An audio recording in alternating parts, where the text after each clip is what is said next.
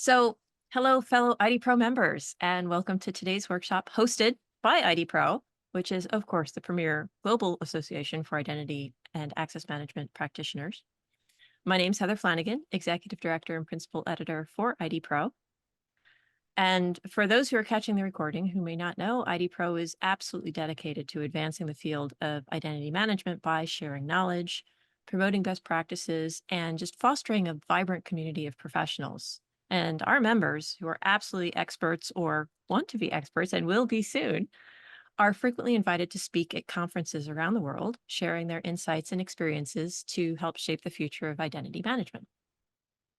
Today's workshop is part of a special series designed to provide IDPro members with a unique opportunity to learn from some of the most experienced and engaging professionals in our field.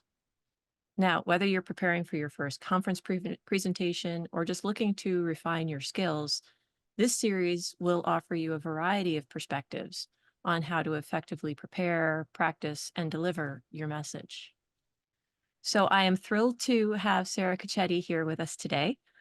Sarah is not only the renowned expert in identity management, but is also one of the earliest and most passionate supporters of IDPro, because together with Ian Glazer, Sarah has been instrumental in basically making IDPro happen back in 2017 as they were chatting about it after a different conference. She's helped lay the foundations for what's become one of the leading professional organizations in our industry. Sarah's contributions to the field, combined with her extensive experience as a speaker, makes her an invaluable resource for anyone looking to enhance their public speaking skills. So in today's session, Sarah is going to share her insights on crafting a compelling presentation, engaging with your audience, and delivering your messages with confidence. Now, whether you're presenting at an international conference or leading a workshop, I think her advice is really going to help. So with that, I shall hand over to Sarah. All right. Let me share my screen. Okay.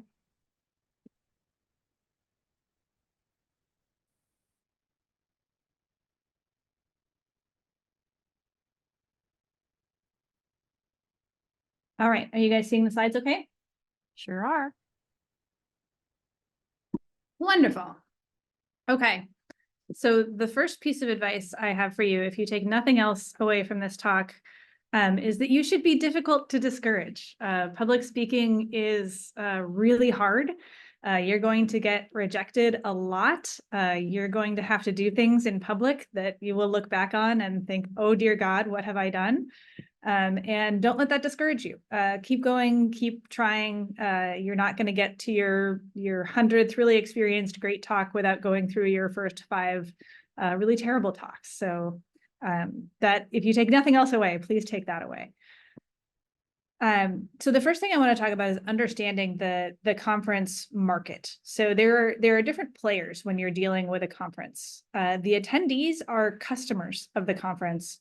The vendors are customers of the conference. The keynote speakers, not always, but sometimes are customers of the conference. So what are all of these people buying? They're buying you. You are the product that the conference is selling. So what makes a good product? Attendees want to see firsthand experience. They want to see new ideas and concepts. They want to see explanations of new standards. New standards are often made in working groups and then written out in technical documentation and very rarely explained in terms of examples and common language. They want to hear stories from the field and basics of emerging technologies. So we're going to talk a little bit about how to put together a conference presentation, how to put together a conference proposal, and then we'll talk about how to present it. So the first thing you need for a conference proposal is a bio. And it should be about a paragraph, about 100 words, and it should be consistent with your online presence. So don't highlight something different in the bio for the conference than you have on your LinkedIn. Make sure that those are the same. The people who are on speaker acceptance committees are normal people who have access to Google, and they will look you up and check your reputation. And if it's way different, that's going to look odd. Write your bio in third person and use the voice of your biggest supporter. So what Heather just said is something that I would put in my bio. I might even have a friend write it for me, but use the voice of your partner, your sister, your parent, whoever your biggest supporter is. If they think you're an expert, you are an expert. If they think that you have years of experience, you have years of experience. Those things are somewhat subjective. And so if you think that you are not necessarily an expert because you know people who are way more expert than you are, that's okay. You can still put expert in your profile as long as your supporters think that you are. Make sure you stick to the facts. Putting beliefs and opinions into a bio doesn't tell the speakers much about what you have done. And keep personal information, if any, limited, and put it at the end. So when I write my bio, I don't put any personal information in. I don't talk about my kids or my pets or my hobbies or anything like that. Some people do. Some people like to put a joke in at the end. That's fine. Just keep it short. As far as proposals that will be immediately rejected, there are several. So the first is the sales pitch. And I was just talking to one of the people who was on the speaker committee for RSA this year, and she said 90% of the submissions that they got were sales pitches that they just immediately threw out. And it's hard to tell what's a sales pitch. A lot of people try to get around this by saying, oh, well, I'm going to talk about my field, even though I have a financial interest in selling a particular product in my field. That's dicey for a speaker acceptance committee, because who knows what you're going to say when you're on stage. It might turn into an ad. And so what I do when I do submissions is I say, if there's a notes section on the speaker submission form or something that says, is there anything else we should know about you? I will say, I solemnly swear that I will not mention products or marketing jargon. I deeply respect that this is not allowed in an earned session, and I would like to be invited back, because you won't be invited back if you do a sales pitch on stage. Another way to handle this that I've started doing recently is invite a competitor to co-present with you. So when I was working on consumer identity, I invited Vittorio Bertocci from Auth0 to present with me from Cognito, so that the speaker selection committee could say, this is not one vendor. This is not going to turn into a sales pitch. We have sort of a mutually assured destruction here, where if one person starts pitching, then the other one's going to start pitching, and nobody wants that. So if you just want to talk as an expert in your field, bringing a competitor on stage with you is a great way to get accepted. Don't submit proposals where you are just getting up on a soapbox. The proposal should relate to your work, your field, or at the very least relate to the conference. If you have opinions about how terrible decentralized identity is and how nobody should ever do it, but you don't actually work on decentralized identity, that proposal is not going to get accepted.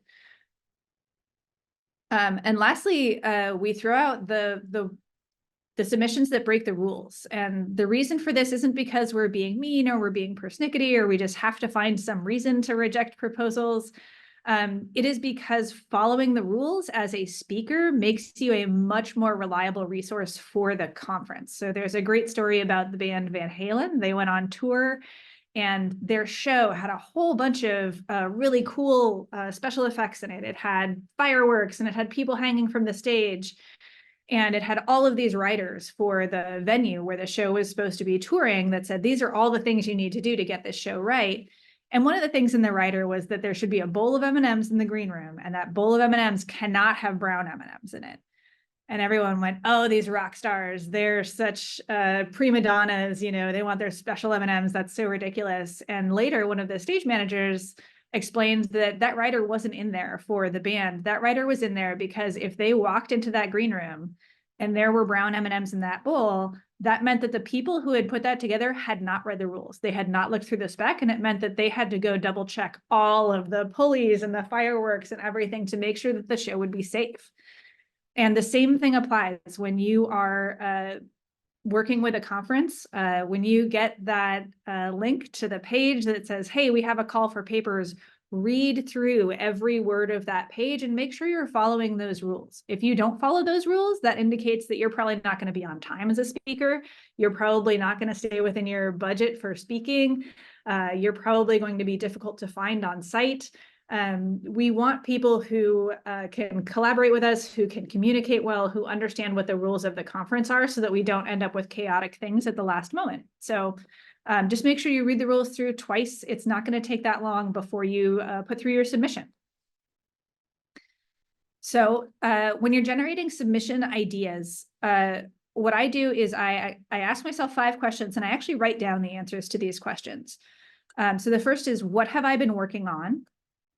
Then what stories do I tell people about my work? So at cocktail parties, at Thanksgiving, these are especially stories that you tell to normal people who are not identity experts, are great stories for conference presentations, because it means that they're accessible to the general public. Keep in mind that the people who are coming to a presentation aren't necessarily identity experts. They might be people who are wanting to learn about the field, who are in an adjacent field like security and go, oh, identity is really important. I'm going to go to this conference and find out what I find out. They may not know everything. And so stories that are compelling to regular people will also be compelling to the rest of the conference attendees. What do I find fascinating and want to try to learn about? So signing up for a session is a great forcing function to make you research something that you want to learn about.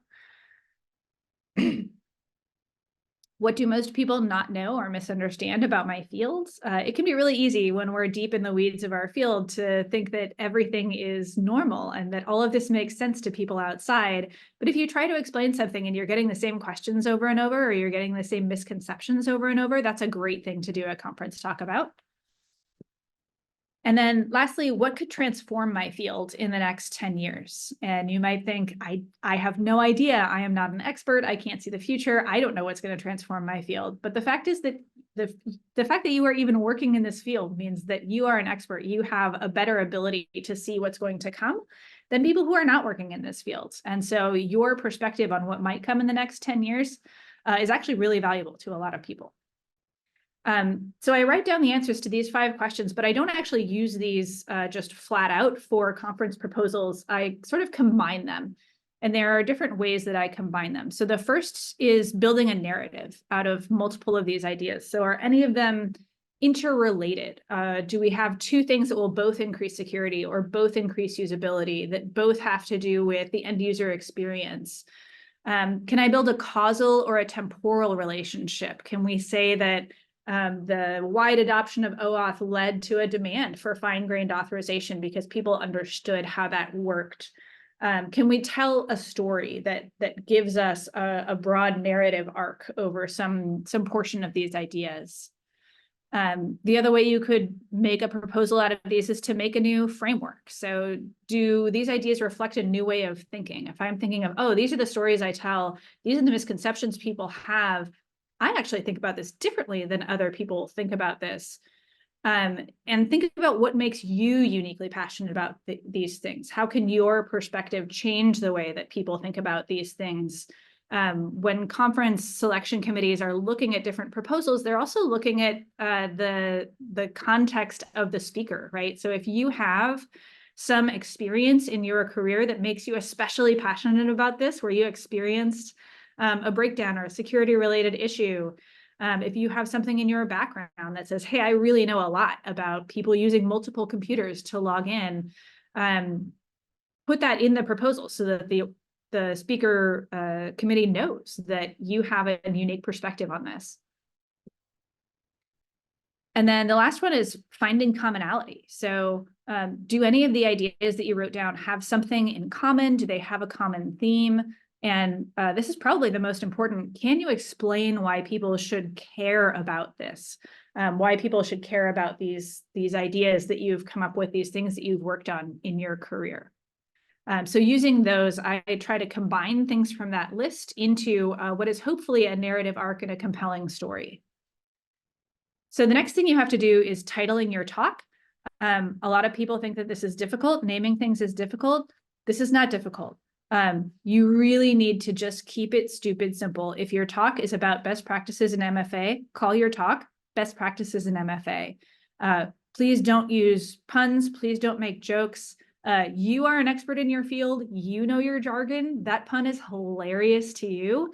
The speaker committee is up at 9 p.m. at night after having done a full day of work, and they are looking through hundreds of proposals, and they're saying, you know, we should have something in here on MFA. And so they're just going to scan through all of the proposals. Like, does one of them have MFA in the title? Right. So if your title is very straightforward, people will understand what it means and they will select it for the conference. And then once you're at the conference, keep in mind, like, not everyone is a native English speaker at the conference. And so they are also going to be scanning for like, oh, I really want to learn about MFA. They're not going to get your little joke about two-factor whatever. So can you have a little joke in there? Sure, but make sure at least either the front half or the back half is a really obvious explanation of this is what I'm going to talk about. Common questions that I get for submission etiquette. So can you submit more than one proposal to a conference? Absolutely. In fact, you should. Often we get great speakers and we get multiple speakers who all want to talk about the same thing. And we say, oh man, we got these 3 people. They're all fantastic speakers. We want them all to come speak at the conference, but we can't have 3 talks that are exactly the same.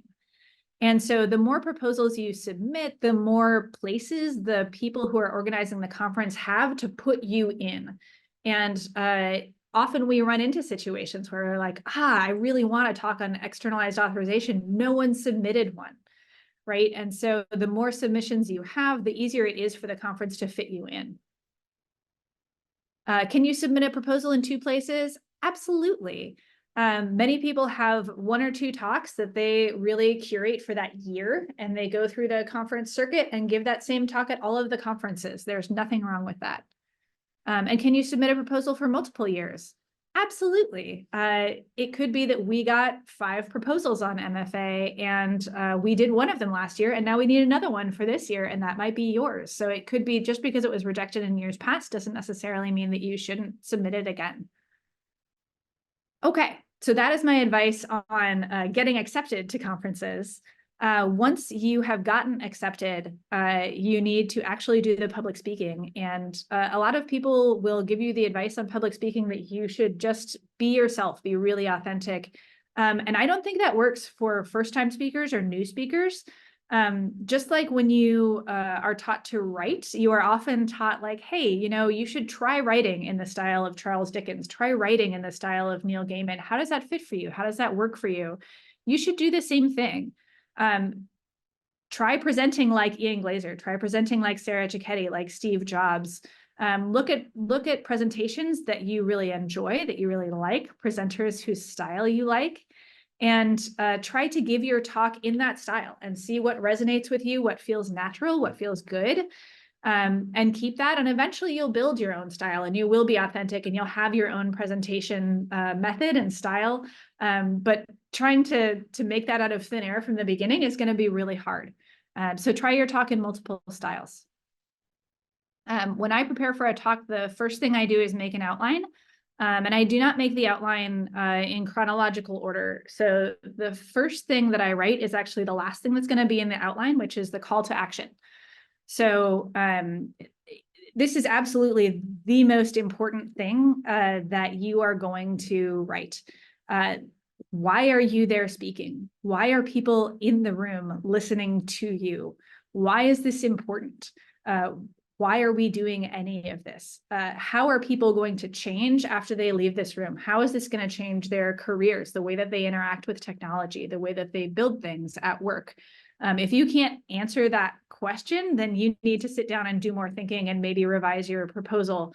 The call to action is really critical. So that's the first thing I write down. And then I figure out the hook, what I call the hook. And this will be the very first thing that people see in your presentation. And it should not be an introduction of yourself. Never start with an introduction of yourself. There is nothing more boring than watching someone you don't know, and you don't know if they're a good speaker. You don't know if you're going to be interested in their topic at all. And they're spending 5 minutes giving you their life story. This is not a good way to start, and everyone will go into their phones and you will never get them back. Just like if you turned on a YouTube video and somebody started with, I'm Steve, and I've been making videos for 5 years, and I used to make videos at this company, and then I make videos at that company, right? You would hit fast forward. People will do the same thing. So you need to start with a hook. You need to start with something that is emotional, something that is a compelling user story, or a story about the thing that you're talking about that really connects it to why this is important to the world. And the more emotional, the better, the more colorful, the better. It should be one big picture that can tell people, look, this is why you're listening. This is why this is important. Figuring out that is really critical to getting the audience hooked, getting them out of their phones and getting them to pay attention to what you're saying. And then you write the jokes. I like to make jokes in my talks. Not everybody does. Identity nerds, technology nerds in general, they love the dad jokes. And I think it's not just a fun thing to do in your talk. It also gives people's brains a little bit of a break. When you have a heavily technical talk, people it's a big cognitive load to keep up as someone in the audience who has never heard this before, who is trying to wrap their brains around a new way of thinking, a new framework. And throwing a joke or two in there not only makes you more approachable and gives you more connection with the audience, but gives their brains a minute to go, oh, okay, I can have a breath of fresh air. Like, I don't need to worry about this. And it just makes the whole thing less intimidating. So I really like putting jokes into my talks, and I try to write out a few jokes and try and frame the talk so that I can fit the best ones in. The next thing I do is I think about what the heart of the talk is. So there should be a place in your talk where you have made yourself vulnerable, where you have told a story about how things did not go well. If you've ever read advice on narratives or story writing or filmmaking or anything, they will tell you that a story that is happy, happy, happy, happy, happy, happy, and then happy ending is not a good story. It's not an interesting story. And so your talk has to have a heart in it somewhere that really shows the audience that you can screw up too. Things did not always go well. You got scared. Things went wrong. And that will really connect them and really engage them with the topic that you're talking about. Then I try to figure out how the audience is going to interact. So you want them to stand up or raise their hands or fill out a poll or do something that gets them onto their feet or moving or shouting out answers. It will get them. It will keep them engaged throughout the talk, especially if it's a really long talk. And then, only then do I actually write the technical content of the talk. And I try to structure that into a story, right? So I have the hook, I have the heart, I have the jokes, and then the content goes into that structure. And I try to frame it around that. So what comes out of that looks kind of like this. So you have the hook, that's the first thing you start with, then you set the context, you have part one of the story, which has some jokes and some interactivity, and then you have the heart of the story. So if I were telling a story about Cedar, I would say, we had a moment when all of our mathematical proofs suddenly broke, and the language that we were dependent on had upgraded, and we were not aware of the upgrade, and all of a sudden nothing was working, right? It's this crisis moment in your story that you can come out of and give people a happy ending and say, but look, we got off of that brittle language that we were dependent upon, and we got to a language that could handle more complex mathematical proofs. And everything worked out great from there. And here's how people use it now. And that's your happy ending. And then you summarize, you tell them what you told them. And then you always end with a call to action. How do you want their lives to change after they leave this room? So then you build your slide deck. And the important thing with slides is that what you want to communicate, you probably only have 20 minutes. If you're lucky, you have 60 minutes. And getting the audience to feel something is far more important than getting the audience to understand something. This is not an academic lecture. This is not a place where they are going to fully understand when they leave how to build an infrastructure around a product or an architecture. But they might feel passionately that this is something that they want to research. They might feel passionately that this is something that they want to try. They might feel hopeful. They might feel engaged. If you can give them that feeling, if they can leave that room with that feeling, I'm really excited about Cedar. I don't quite know how it works. I don't really know how to use it. I couldn't build an application with it after sitting in this room for 60 minutes. Who could? But I do feel passionate that this is really cool and this is going to change the way that I build applications. Always have fewer than 5 words per slide. I know I'm violating this rule. This is a training. This is a training webinar. This is not a conference talk. So ideally, you have no words on the slide. I have many slides in my talks that are just pictures. And the second best thing to no words is 1 word. If you have a whole bunch of words on a slide, the audience is going to be reading. And I don't know about you, but I can't listen and read at the same time. And many people can't. And so as soon as you have a sentence up on a slide, the audience is going to stop engaging with you and stop listening to you. And they are going to be reading that slide. Never have more than 5 words on a slide. And so I told you you can't introduce yourself up front, but you can sprinkle references to yourself throughout the talk.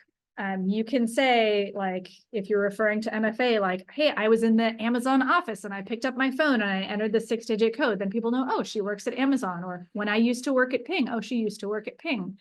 You know, whatever it is that you want, I got a promotion, right? You should brag about yourself in your conference talk. Remember that you are the only one in the room for whom money is not being exchanged. You are not getting paid to do this. The only thing you're getting paid in is reputation. So absolutely brag about yourself throughout, but sprinkle it all throughout the talk so that you are referencing yourself in the context of the technical content that you're trying to present and using yourself as an example so that people remember your name. Right? If you say, you know, when I got this call, I said, hey, Marco, how are you doing? And then people will go, oh yeah, his name is Marco. I remember that. Whereas if you put it all up at the front of the talk, people aren't even going to remember your name by the time you get to the end. So sprinkle it throughout and don't be afraid to brag about yourself. That's how you're getting paid. You're getting paid in reputation. So once you've got your slide deck, practice. And like, there is no way to explain this. There is no getting around this. You just shove your nose into the grindstone and you practice and you practice and you practice and you practice and you practice and you practice some more. And like, there is no magic there. This is just the grunt work of presenting. When I practice, I imagine that I am in the room and in the moment. So if I am going to be in the Moscone Ballroom on Monday at 8:30 a.m., I have to mentally put myself there. And I will even start practicing by saying, hey, good morning, everyone. So glad you came. How were the parties last night? Like, mentally put yourself in that room, because if you are mentally in your home office, then when you get on stage, you're going to be mentally in your home office and you're going to be somewhere else and you're not going to be present in that room. And one of the most magical things about presenting is that you can make people present in their 4-dimensional space. People are rarely present in their own lives. They're looking at their phones, they're getting things done, they're checking their email. One of the great things about conferences is that you have their time and their attention, and it is actually quite rare that we pay attention to other humans for long periods of time in our lives. And people are doing that for you, and that's amazing. And so as you are talking, you should mention that they are in this room, they are in this place where we are transforming the future. They're here at this time, and that is incredible. That is magical. And so you should mention that and mention it while you are practicing. Practice in front of other people. And one of the unfortunate things about practicing in front of other people is that you will have to rewrite your talk. You may have to rewrite it from the ground up. You may have to change only a few things. You are going to have to change things. Don't be afraid of that. You should expect that. If it's not good and the things that came out of your mouth are not the things you intended to come out of your mouth, that is normal. And you may have to rewrite everything. You may have to redo your slides, and then go back and practice what you've learned and practice more of your rewritten talk. And that might happen very late in the process. That's okay. That's something that happens. You can tell conferences, hey, I had to make some changes. I have to resubmit my slides. I know it's after the deadline, but I promise this talk is going to be 1,000% better now that I've practiced in front of other people and I've rewritten. So don't be afraid of that. You're going to have to do it. This is not a linear process. It's a process that goes up and down and back and forth and goes all over the place. So as you learn things about your talk, fix them. You should always promote your own talk. You should promote the conference. So conference organizers can see where their incoming traffic is coming from on the web. They will see it coming from your Twitter, coming from your LinkedIn, coming from the places where you are promoting them. And they will say, Sarah brought in a lot of traffic to our website last year. We should make sure she gets on the agenda for next year. So make sure you're promoting the conference itself, promote your session, make sure people know that you're speaking and what you're talking about, and promote yourself. Sometimes conferences will send you a cute little graphic to put on your social media. If they don't, or if they don't do it quickly, you can make one yourself. You can make it in preview on Mac in 5 minutes. Just put up a headshot, put in a text box that says, here's the title of my session, and put it up on your own social media. Do it yourself, put a logo for the conference on it, and make sure you're promoting yourself and your conference, because again, you are only getting paid in reputation. So if you think that it is valuable for you, to your career, for people to know that you're speaking at this conference, then you should be promoting everywhere. Hey, I'm speaking at this conference. And even if they don't come, even if they never see the session or the recording of the session, they know and they associate you with, I know Heather spoke at that conference. And so I now see her as an expert in these things. So when you get to the conference itself, and this is my style, everybody is different, stop practicing. The second your plane hits the tarmac in the city that you're going to, you got to stop, and you have to have confidence in yourself that you are ready to go and that the talk is as good as it's going to be. What happens to me if I keep practicing up until the moment I present is I get sick of my own talk, right? When you eat chicken soup 5 times in a row and then you're like, oh, it's chicken soup again for the next meal. Right? Like then you hate yourself and you hate your talk and you're so bored with it. You want the content to be fresh for you so that you are fresh presenting it on stage and you actually think it's interesting and it's compelling because you haven't been so steeped in it that you're sick of it. And I will say, like, I think Ian Glazer is going to do one of these as well. And he absolutely is the opposite of me. He will practice up until, like, he will literally tell you, you should practice until you are sick of it. If I practice until I'm sick of it, that absolutely shines through on stage. And so I don't do that. You should attend the keynotes of the conference. There are threads that run through conferences that will build community. There are inside jokes. There are people who are experts, and you can reference them in your talk. And that will help people, again, orient themselves in 4D space and say, I'm here in this time at this place. We all saw this same speaker who is wonderful. And we are the only people who have seen that, right? And so you share that with the audience of, wasn't that magical when this person made this statement in that keynote? You can reference that in your own talk, but you can't do that if you don't go to the keynotes and you don't go to other people's sessions. So you have to do that. Drink lots of water while you're at the conference. Most people don't talk for an hour straight. And so your vocal cords are not used to that. You should definitely be hydrating.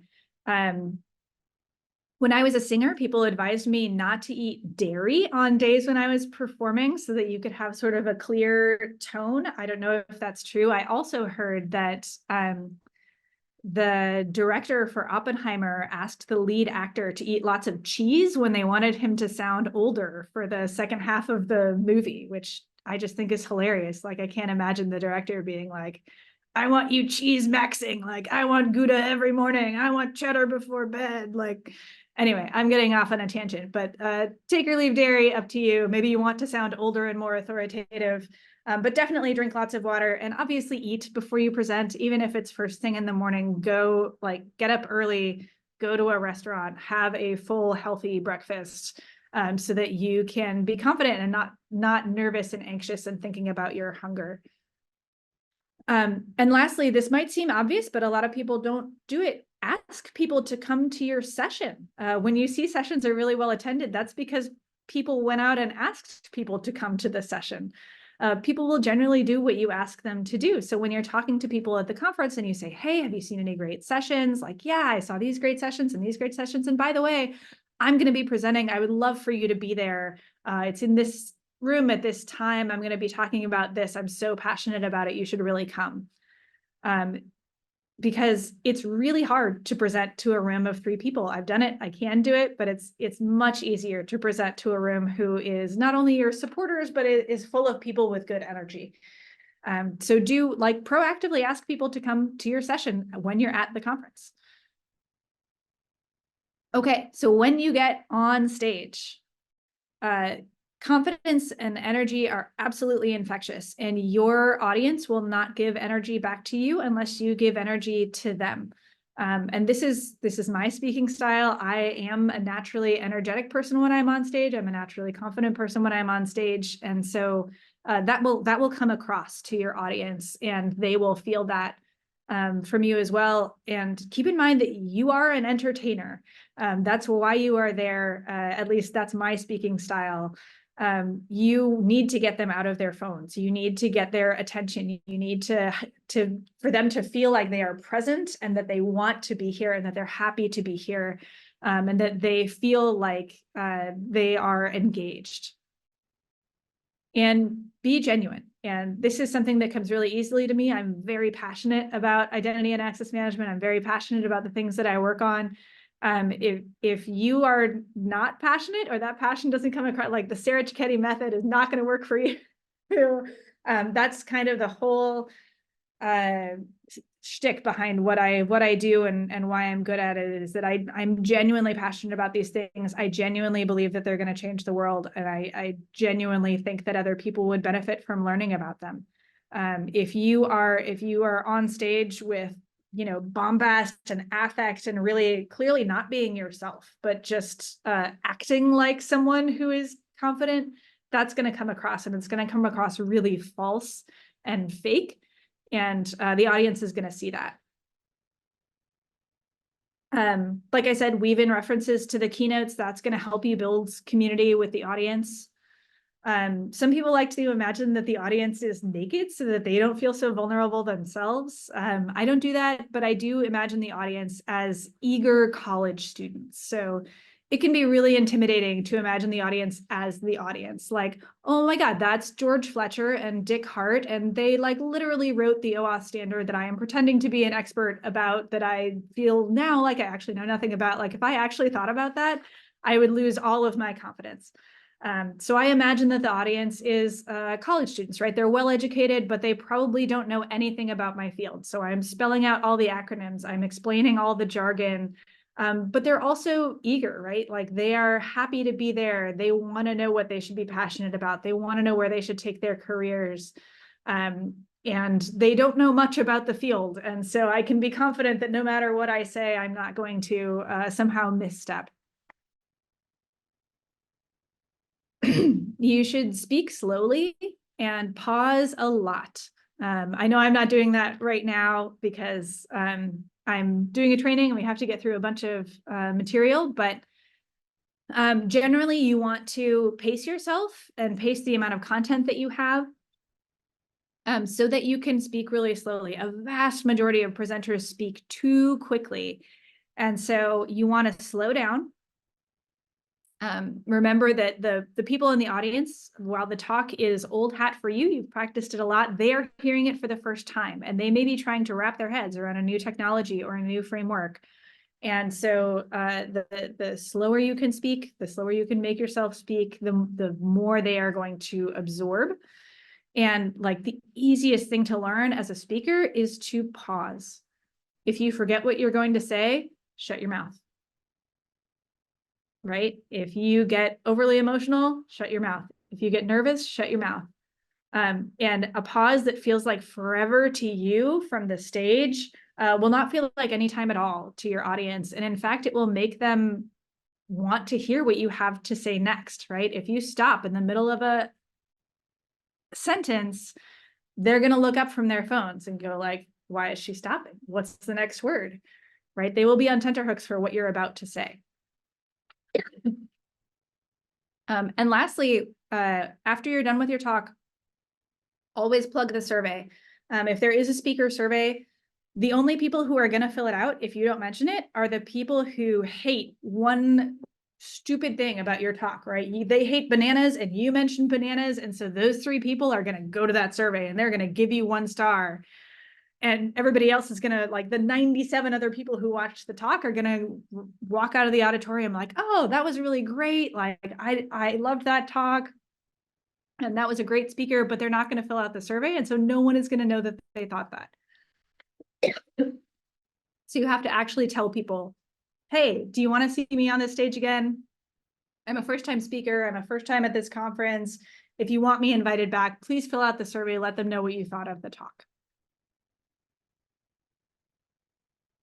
And then after the event, if there is a recording, go get the recording. And this may not be easy. While most conferences do record, it takes a lot of effort for them to actually go find that recording and edit that recording. And often they don't bother to do it unless someone pesters them. So go pester them and make sure that you get the recording. And go promote the recording. If you think that you did a good job, put it on your social media. Make sure you're mentioning the conference and promoting the conference as well. And if and when you get the feedback as a speaker, what I do is I kind of like Marie Kondo it. Like I touch each piece of feedback, and if it sparks joy, then I will take it. And if it doesn't, then I will leave it. And that doesn't mean like, oh, I'll only take the positive feedback, right? If somebody says, I want you to do more of this, less of this, I can say, oh, I agree with that. Like my talk is going to be way better next time if I take this advice, if I speak more slowly, if I have less content, more content, whatever the feedback is. If there's there's always going to be trolls, and there's always going to be feedback that says, you're ugly and you talked about bananas. And like, just don't let that feedback bother you at all. Like throw it in the trash. It is garbage. Don't ever think about it again. Don't let it bug you. Like, you never have to take feedback. You never have to think about feedback that someone left again. Take the things that are valuable, leave the things that are not valuable. And the things that are valuable, like do take them and work on your speaking style and your speaking experience and learn from those. And then what I do is I go back and I watch the recording again after a year. So if I watch it again right away, I will notice all of the like, oh, I didn't mean to say that word. Oh, I left out this point that I meant to make. And like, I went way too fast during that part where I meant to slow down. And like, the context of the things that you were trying to do and trying not to do. And those will stick out so much that you won't be able to objectively look at the talk. And it usually takes about a year for me to forget what I was trying to do or what I meant to do, and go back and say, okay, now I can look objectively at this talk and I can tell, I did these things really well. I did these things not so well. And I can do better at giving myself feedback if I have some time away from the talk. And it also helps me be critical of myself. Like it's way easier for me to say, man, I was a terrible public speaker a year ago than it is for me to say, oh, I was a terrible public speaker a week ago. Right? So it's easier for you to be more critical of yourself if you have some distance. All right, that is everything I have for you. What questions do you have? And feel free to come off mute and talk.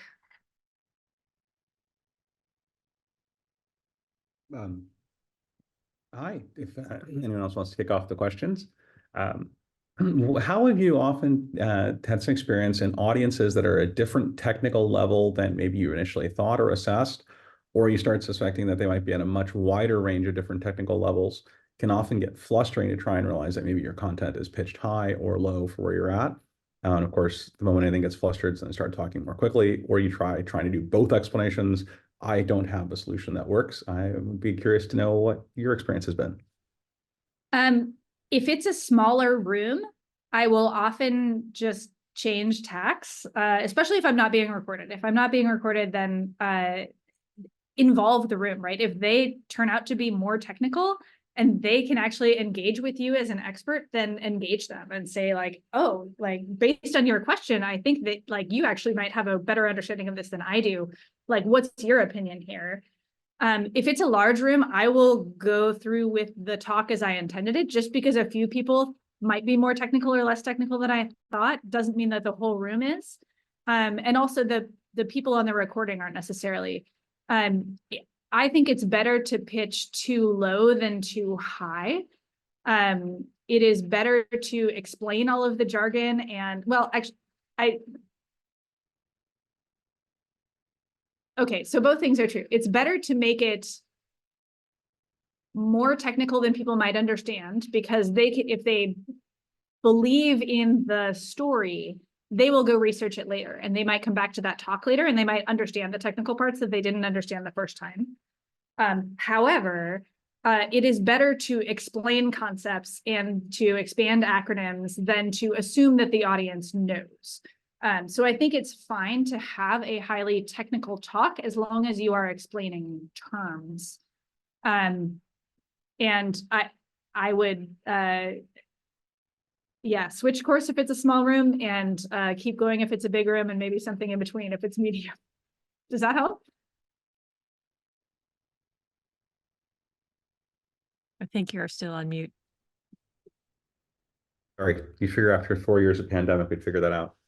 I think some of that is also accepting that you will have that feeling and being prepared to ride it out. That's probably the only thing you can really pass along that experience. Yeah, part of practicing and imagining you're in the room is that, like, you're going to do it this way in the room because it's now muscle memory, because that's how you have practiced it. And so if you, especially if you're speaking to a big ballroom or something like that, you just have to keep going in the way that you were going, and all sorts of things might be happening in the audience, and the show must go on. Mm-hmm. Thanks. So I actually had a couple questions. I was curious, any tips, tricks to help translate, I suppose, some of the nervousness to right, that excitement or that energy? Because I think at times in speaking can find that I'll get, I don't know, in my head in a moment, and then all of a sudden you get this sort of like feeling, right? And maybe because actually, like you're talking about the pauses, that might be something to try to add in more. But I suppose a couple times I've had where I felt like I've gone really good, and then all of a sudden you're like, oh God, like what am I doing up here? And then you get so in your head, it's kind of like you feel like you're struggling to make it through the rest of the talk. So just curious how you might deal with that, or any thoughts. Yeah, you can get the yips as a presenter just like you can as an athlete. And yeah, I mean, I absolutely will focus that into slowing down. And if I have to shut my mouth, I will shut my mouth for as long as it takes for me to get back on track. And practicing will absolutely help with that, because then it's muscle memory, right? You're doing the thing that you've practiced a million times, not because the room is receptive to it, not because it's the right thing to do, but because it's what you practiced. And you're confident that, like, it'll all turn out fine if you do what you practiced. And if it doesn't, well, it's too late now to change it. So you'd better go ahead and do what you practiced. I think that's the only way to get through it. And then unrelated, the other thing, just, you mentioned submitting to multiple conferences. I guess when you look at a lot of the calls that are put out there for the bigger ones like RSA and Identiverse and all those, well, maybe not Identiverse, I can't remember the language, but a lot of them are like very much like, we want fresh, original content. And I suppose at times it can make you feel like, if I just presented this thing at RSA, like I can't go submit it to something else that's big, like Black Hat or something. And I guess, right, it's trying to weigh. You see some people, I think, where they're like, well, I'll just sort of alter the same presentation just ever so slightly. But I guess because you mentioned, right, submitting to multiple places, just wondering what your thoughts were, right, to those conferences that really seem to emphasize, like, don't submit something to us that isn't like brand new, like what brand new means. Yeah, I mean, your talk is more likely to get accepted if it's totally new content. That's absolutely true. Do you have the time as a speaker to come up with totally new content every time? Maybe. If you do, that's great. If you don't, should you not submit? I don't think so, right? They may still have a hole in their conference that can fill with your talk. And if it's a talk that was just done at RSA, but like they need that hole filled, they're going to accept it anyway. And maybe they will ask for you to change it slightly, or maybe you will change the wording or the title slightly just to make it less obvious that it's the same talk. But absolutely, there's a circuit, and people do the same talks at multiple conferences. So it is a thing that happens. But obviously, if you want to maximize your chances of getting accepted, absolutely, like, create new content every time. If you've got the time, sure, go for it. Thank you. Any other questions? All right. Looking at the time, you know, one of the things I'm going to take away from this is to cheese or not to cheese. Both an interesting question for speaking and a callback to the dad joke and whether those are always appropriate. Well, you know, if you think being older makes you sound gooder. Well Nice. played, sir. Well played. Yeah. All right. With that, thank you all very much for coming. Thank you for your questions. Sarah, this was awesome. Really appreciate it. Now I can't wait to see what the other speakers come up with, because I know there's going to be some different advice. So some of what you all may have heard today will absolutely resonate with you. And in some cases, you might be like, not sure that's me. And you know what?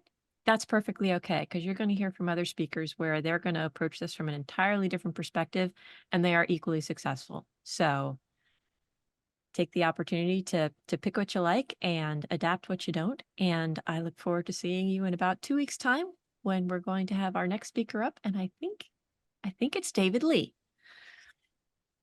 Great. Thank you all again. Thanks all.